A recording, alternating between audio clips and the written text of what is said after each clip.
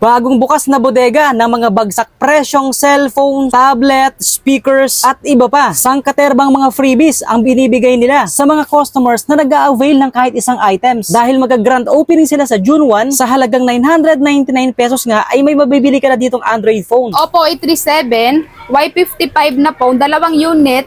Tapos meron pa po itong ibang freebies. Okay. Sa halagang 2,699 na lang po siya. Dalawang phone na po yan. Dalawang phone na yan, Yes. Android phone ha. Yes. At ito ang bodega ni Ninong na dito nyo matatagpuan sa public market ng bagong palengke ng Taytay. Hanapin nyo lang ang Block 1, stall number 32 o kaya ipagtanong ang bodega ni Ninong. So sa mga nagtatanong ng location nga pala, ito yung Manila East Arcade 1. No? So tapat na tapat lang sila neto.